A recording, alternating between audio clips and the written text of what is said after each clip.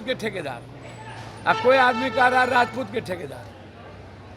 तो भैया हाजीपुर में विपक्ष के नेता का भी ना क्षेत्र है हो, और 100 विधायक हैं। पप्पू यादव को 20 विधायक होता ना, इस सरकार को घर से निकलने नहीं देते पदाधिकारी। 90% अपराधी नेता को और पैसा के बदौलत एक तो नहीं देखते हैं, कॉर्पोरेट दुकान चला रहा है, सब माफिया को लाला करके जितना अपराधी बलात्कारी है उससे कह रहा है कि हम बनाएंगे। निर्णय है यह कर्मचारी को मजदूर बनाने वाला निर्णय है। जनगणना में जब नीतीश कुमार जी खुद ही करवाए तो इलाज की जरूरत पहले बीजेपी वालों की है कि नीतीश कुमार के साथ सरकार बनाए। नमस्कार, आप न्यूज फोनेशन देख रहे हैं, मैं हूं आपके साथ वंदना। पूर्णिया से निर्दलीय सांसद पप्पू यादव लगातार जनहित के सवालों को लेकर सरकार को घेरने का काम कर रहे हैं, तो दूसरी तरफ बिहार में बढ़ते अपराध या फिर राहुल गांधी का सवाल हो या पेंशन लागू करने की बात हो, इन तमाम मुद्दों पर एक बार फिर से उन्होंने जोरदार प्रहार किया है। क्या कुछ उन्होंने बयान के जरिए कहा है, छोड़े जाते उन तमाम बयानों। पेंशन स्कीम को लेकर के सर यूनिफाइड पेंशन स्कीम को लेकर के सर केंद्र सरकार ने ऐलान किया है सर, जिस पर विपक्ष कह रहा है कि पुरानी बोतल में नई शराब है ये सर। पहले तो आप बोलिए ना, तो उनसे आप पूछिए पुराना पेंशन जो लोगों का डिमांड, ये यूनिफाइड बिल क्या है पूछे हैं। कौन परसेंटेज दस्ट होगा, कितना काम करेगा, जितना काम करेगा। पुराना पेंशन कुछ और है, पुराने पेंशन पर न सवाल है भाई। कर्मचारी, अच्छा ये पुराने कर्मचारी से लेके सबका सवाल है। तो यूनिफाइड पेंशन तो समझिए कि इस सरकार की सबसे मतलब बकवास निर्णय है। यह कर्मचारी को मजदूर बनाने वाला निर्णय है। बिल्कुल कृपा आप करेंगे, मतलब सारे बेईमानी शैतानी को ढकने के लिए आपने हर मुद्दे में कॉरपोरेट को बेनिफिट और कॉरपोरेट सिस्टम को लाना। ये कर्मचारी के लिए कोई यूनिफाइड पेंशन नहीं है, इस पेंशन का कोई औचित्य नहीं है, और ये 10% भी लाभान्वित नहीं होंगे। ये बिल्कुल हर तरह का कानून ही इनका बिल्कुल इस देश में आम आदमी के हित में नहीं होता। ये कर्मचारी विरोधी तो सब दिन से हैं। नौकरी पेशा ही अब ये ख़त्म कर दिए हैं, तो पुराना कर्मचारी की बात तो इन्होंने की नहीं। अग्निवीर आप उठा के देख लीजिए, तो नौकरी पेशा वाले, अच्छा बैंकिंग की बहाली होती नहीं है और रेलवे की बहाली होती नहीं है, न्यू नौकरी कोई है नहीं। तो ये जो यूनिफाइड पेंशन है तो अपने फ़ायदा के लिए इन्होंने ले आया। नौकरी अब होनी नहीं है, किसी को रोज़गार मिलना नहीं है। अब प्राइवेट नौकरी की बात आप कर रहे हैं। पुराना पेंशन कुछ और था, और अब अभी निजी प्राइवेट पेंशन में भी जो अब बात हो रही है, तो ये प्राइवेट पेंशन, प्राइवेट जो रोज़गार की बात कर रहे हैं, किसकी बात कर रहे हैं, कौन है उसमें? प्राइवेट रोज़गार में किसके यहाँ मिलेगा? आप उठा के देखिए ना, कॉरपोरेट के यहाँ है ना। तो यूनिफाइड पेंशन बकवास है, इसका कोई मतलब नहीं। मनोज तिवारी ने कहा है कि राहुल गांधी को मेंटल हेल्थ इलाज की जरूरत है। किसको? राहुल गांधी। मनोज तिवारी ने कुत्ता हाथी चले बाजार, कुत्ता भूखे हजार। आकाश पर थूक फेंकिएगा तो मुंह पे ही ना पड़ेगा। अब कोई काम ही नहीं है इन लोगों के पास।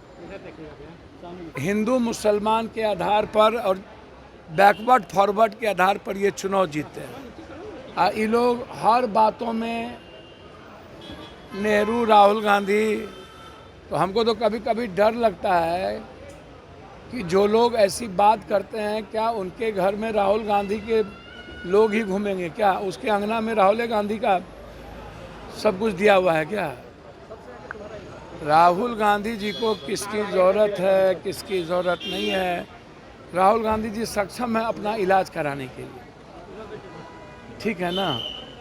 इलाज उन लोगों की ज़रूरत है जो राहुल गांधी से डरते हैं, जो राहुल गांधी की सच्चाई का खौफ है जिसके भीतर। और हम नेक सलाह देंगे, राहुल गांधी या नेहरू परिवार को गरियाने से बेहतर है 10 साल में और तीसरे बार जनता जो आपको मौका दी है, उसमें आप विशेष राज्य विशेष पैकेज के लिए लड़िए बिहारी हैं आप, उठाइए विशेष पैकेज, विशेष राज देने के लिए।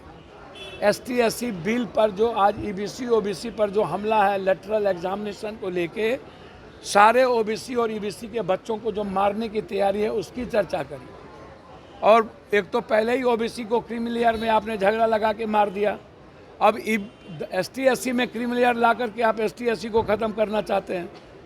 तो आप जो लगातार आदिवासी, दलित, EBC OBC के बच्चों और जीनियस बच्चों को की ज़िंदगी पर लेटरल एग्जामिनेशन को लेके ख़त्म करना और अध्यादेश नहीं ला रहे।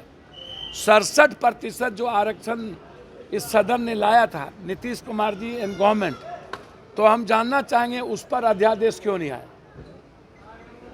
और जाति जनगणना नीतीश कुमार जी भी थे, तो जाति जनगणना में जब नीतीश कुमार जी खुद ही करवाए तो इलाज की जरूरत पहले बीजेपी वालों की है कि नीतीश कुमार के साथ सरकार बनाए हुए हैं। महबूबा मुफ्ती के साथ पहले ही लव मैरिज कर चुके थे ये। और आज राहुल गांधी जी या कांग्रेस लोकतांत्रिक मूल्यों पर, कब महबूबा अलगाववादी के साथ बीजेपी जो गाली देता था, तो पहले ही बीजेपी ने शादी लव मैरिज करके फिर तलाक ले लिया। और नीतीश कुमार जी जो सबसे पहले OBC, कांग्रेस के बाद, गहलोत के बाद जाति जनगणना की बात नीतीश कुमार जी ने किया। और नीतीश कुमार जी के नेतृत्व में ही ये सरकार चला रहे हैं। तो इलाज किसका होना चाहिए, बीजेपी का कि राहुल गांधी जी का? तो पहले अपना इलाज कराए ना भाई। सर, बिहार में अपराध कौन करा रहा है? बिहार में अपराध कौन करा रहा है? नेता माफिया और पदाधिकारी तीनों मिलकर। ये जमीन माफिया, नेता माफिया तो बोले ही, इसमें RJD या फलना कौन सी आ गया? सर हमको तो समझ में नहीं आता है। हम अपराधी की ना बात करिएगा, तो 90% अपराधी नेता को और पैसा के बदौलत एक तो नहीं देखते हैं। कॉर्पोरेट दुकान चला रहा है, सब माफिया को ला करके, जितना अपराधी बलात्कारी है उससे कह रहा है कि हम बनाएंगे।